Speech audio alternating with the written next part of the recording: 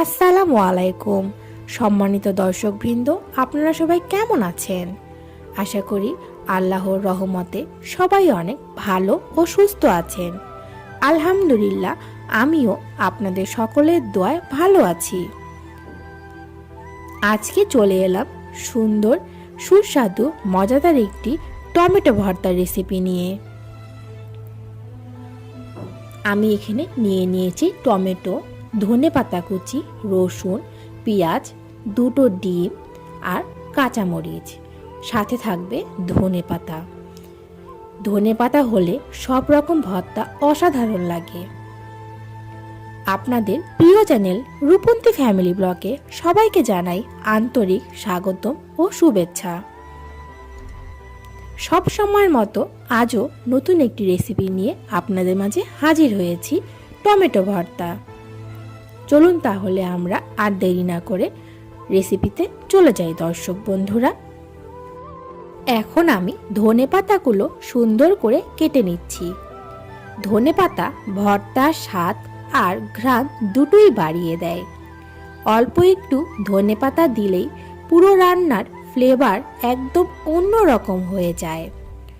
আমি সবসময় চেষ্টা করি ধনেপাতা ভালো করে ধুয়ে পানি ঝরিয়ে তারপর কেটে নিতে, যাতে কোনো মাটি বা ময়লা না থাকে। ধনেপাতাগুলো খুব বেশি মোটা করে না কেটে হালকা করে কুচি কুচি করে কেটে নিলে ভর্তার সাথে ভালোভাবে মিশিয়ে যায় এবং খেতেও অনেক ভালো লাগে। আপনারা চাইলে নিজের স্বাদ অনুযায়ী কম বা বেশি দিতে পারেন, তবে টমেটো ভর্তাতে ধনেপাতার স্বাদ অসাধারণ হয়। আমি ধনেপাতাগুলো কেটে নিচ্ছি, সুন্দর করে কেটে নিচ্ছি আমি।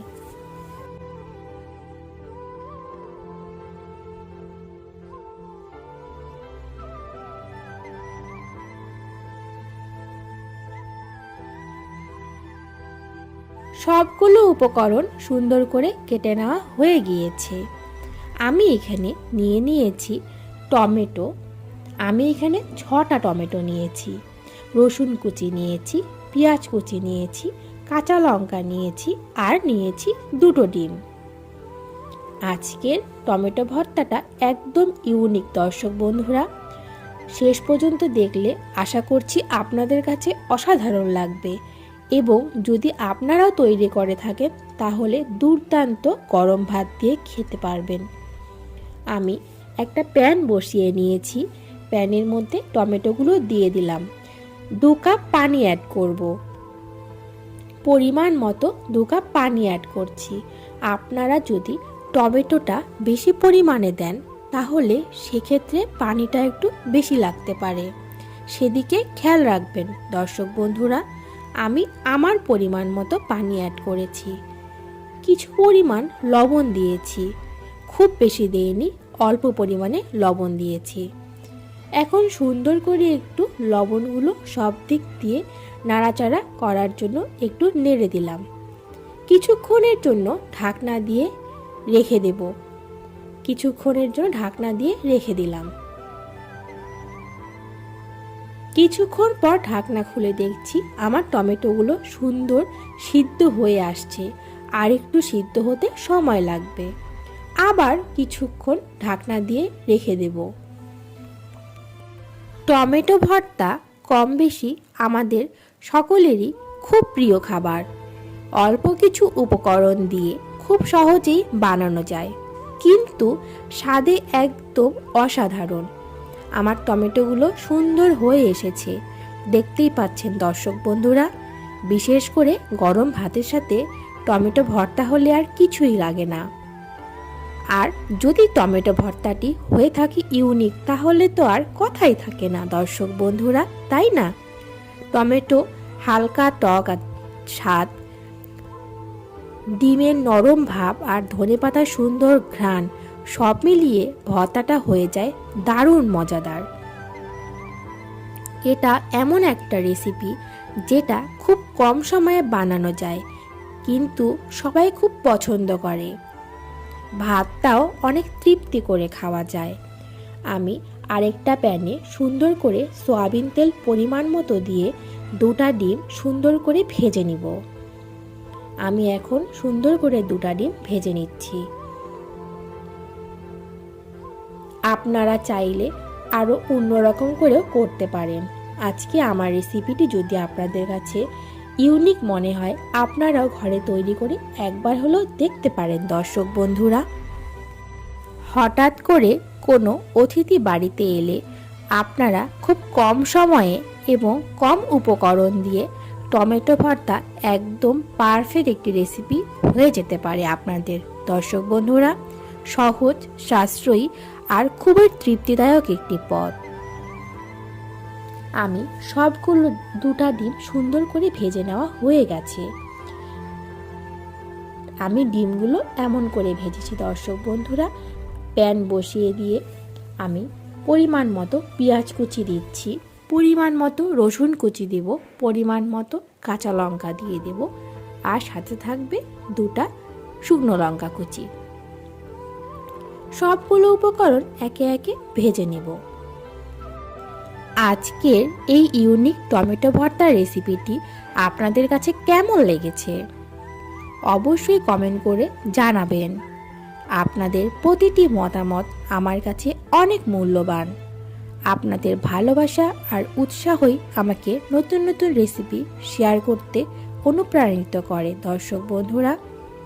আমি চেষ্টা করি সবসময় সহজ, ঘরোয়া আর আপনাদের উপকারে আসে এমন রেসিপি নিয়ে আসতে দর্শক বন্ধুরা।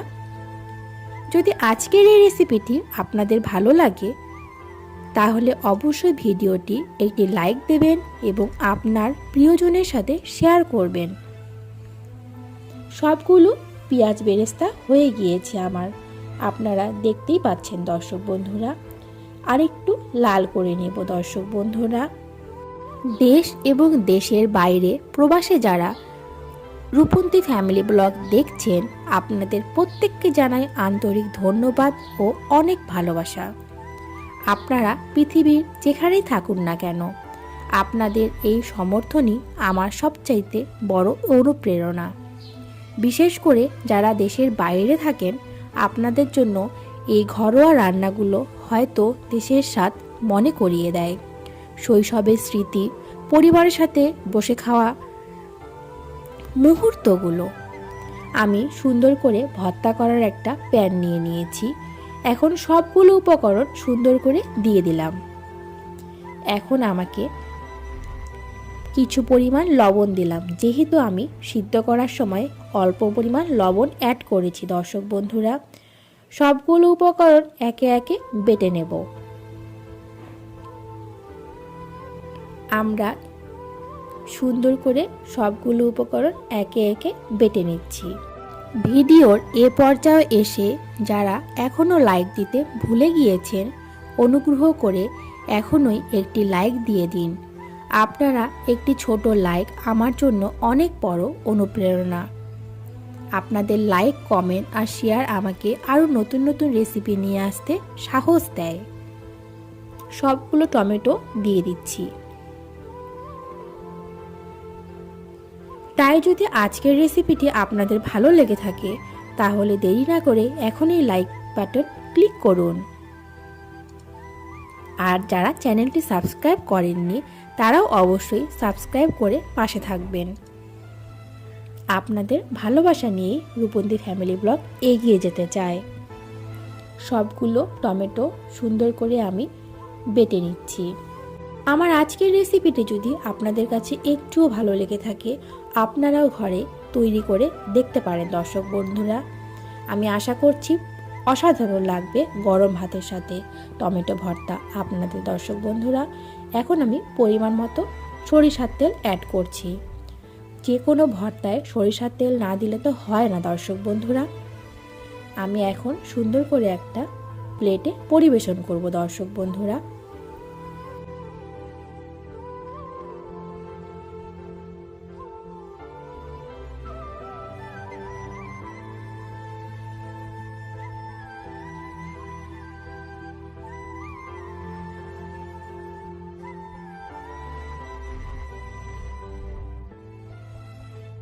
আগে থেকে দুটা ডিম ভেজে রেখেছি, ওগুলো সুন্দর করে অ্যাড করছি।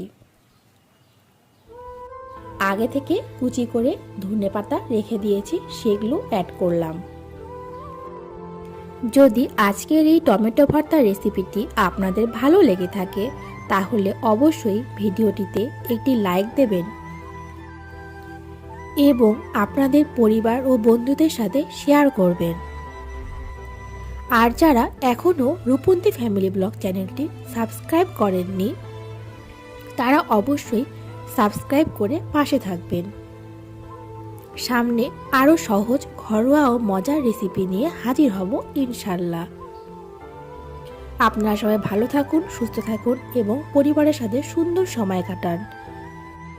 আজ এখানেই বিদায় নিচ্ছি। আবার দেখা হবে নতুন কোনো রেসিপি বা ব্লগ ভিডিও নিয়ে। ততক্ষণ পর্যন্ত সবাই সুস্থ থাকবেন। আল্লাহ হাফেজ।